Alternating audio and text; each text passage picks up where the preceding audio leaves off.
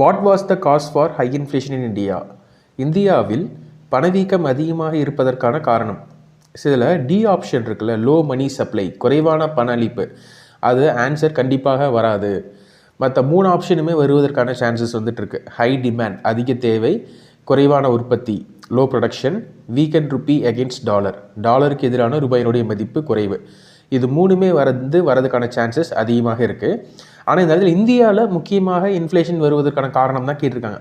So அப்படிங்கிற point of வியூவில் நம்ம பார்க்கும்போது ஹை டிமாண்ட் அண்ட் லோ ப்ரொடக்ஷனை காட்டிலும் கம்பேரிட்டிவ்லி ஏ அண்ட் சி ஆப்ஷனை பார்க்கலாம்.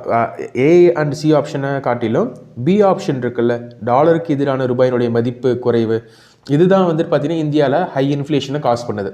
ஏன்னா நம்ம அதிகமாக நம்ம யூஸ் பண்ணக்கூடிய ப்ராடக்ட்ஸ்னு பார்த்திங்கன்னா பெட்ரோலியம் ப்ராடக்ட்ஸ். அதை நம்ம எங்கேருந்தால் வாங்கணும்னா வெளிநாடுகளில் இருந்தால் வந்து வாங்குகிறோம். அப்போ அதுக்கு வந்து என்ன பண்ணணும்னா, வெளிநாட்டிலேருந்து வாங்கணும்னா டாலர்ஸ் கொடுத்து தான் நம்ம அந்த பொருளை வாங்க முடியும். அப்போ முதல்ல நம்ம ரூபாய் கொடுத்து டாலர் வந்து வாங்கணும்.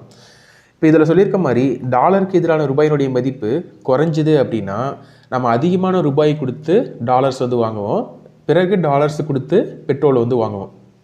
ஸோ இப்போ இந்த இடத்துல ரூபாயினுடைய மதிப்பு குறையுதுனால அதிகமான ரூபாய் கொடுத்து தான் நம்ம டாலர்ஸே வாங்குறோமா, அப்போது பெட்ரோல் வந்துட்டு நம்ம அதிகமான விலை கொடுத்து தான் வாங்குற மாதிரி இருக்கும். அப்போ பெட்ரோலுடைய விலை இன்க்ரீஸ் ஆகுது அப்படின்னா ஓவராலாக இந்திய பொருளாதாரத்தில் இருக்கிற எல்லா பொருட்களுடைய விலையும் இன்க்ரீஸ் ஆகும். ஏன்னா டிரான்ஸ்போர்ட்டேஷன் சார்ஜஸ் இன்க்ரீஸ் ஆகிறதுனால. ஸோ அதனால தான் வந்துட்டு இந்த ஆன்சரை வந்து கொடுத்துருக்காங்க. ஸோ இது வந்துட்டு குரூப் 4ல் கேட்ட ஒரு கொஷின் தான்.